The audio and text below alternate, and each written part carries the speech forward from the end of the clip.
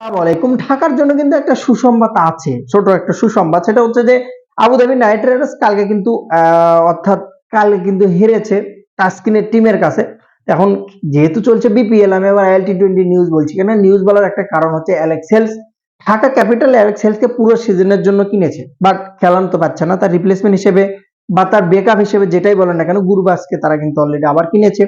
তো যেহেতু ওপেনিং এ অ্যালেক্স হেলসকে পাবে না বা এরকম একটা কথা হচ্ছিল, বাট আবুধাবি নাইট রাইডার্স কালকে কিন্তু সাউদি ওয়ারিয়র্সের কাছে হারার পর অবস্থান করছে 5 নম্বরে। তো তাদের পয়েন্ট টেবিলটা যে কন্ডিশন দেখলাম আমি, তাতে করে আর একটা ম্যাচ সর্বোচ্চ আছে, সেখানে যদি হারে তাহলে আবুধাবি নাইট রাইডার্স কিন্তু বাতিল হয়ে যাবে, বাদ পড়ে যাবে। যার কারণে বিপিএল এর আগেই কিন্তু বলা চলে যে অ্যালেক্স হেলসকে কিন্তু তারা পেয়ে যাবে এবং ফুল সিজনের জন্য বিপিএল এ পাবে, যেটা দুর্দান্ত একটা নিউজ হবে ঢাকার জন্য।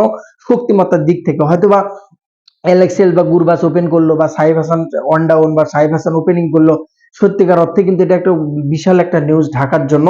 যদি অ্যালেক্স হেলসকে ফুল সিজনের জন্য পায়, সাথে যদি গুরবাজ থাকে, অনেক অনেক অনেক ইম্পর্টেন্ট একটা বিষয়। এবং ঢাকার হয়ে খেলার জন্য অলরেডি দুইটা বিদেশি কিন্তু ঢাকাতে অবস্থান করছে বর্তমানে।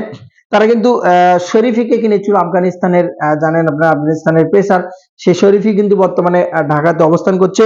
এবং অপর পক্ষে যদি আকবরের কথা বলি, আমি আকবরী তিনি কিন্তু টপ অর্ডার ব্যাটার, তো তিনিও কিন্তু বর্তমানে ঢাকাতে অবস্থান করছে। তো সব মিলিয়ে ঢাকার কিন্তু একটা সুসংবাদ বলাই চলে, যে আবুধাবি নাইট রাইডার্স বাদ পড়ে সেক্ষেত্রে কিন্তু তারা অ্যালেক্স হেলসকে পাবে এবং ওপেনিং এ গুরবাস এবং সাথে সাইবের সাথে ব্যাকআপটাও ভালো পাবে।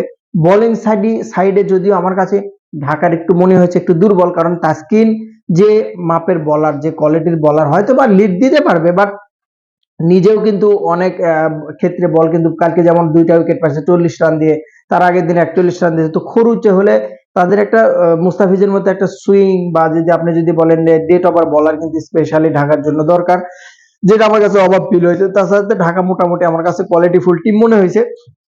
অ্যালেক্স হেলস ফুল টাইম খেললে হয়তো বা কিছুটা ওপেনিং সাইড বা টপ অর্ডার সাইডটা টেনশনটা ঢাকার কমে যাবে। Best of lakh. দেখা যাক কোন কন্ডিশন কি কন্ডিশনে যায়। নাইট রাইডার্স অবশ্যই চোখ রাখবে ঢাকা ক্যাপিটাল।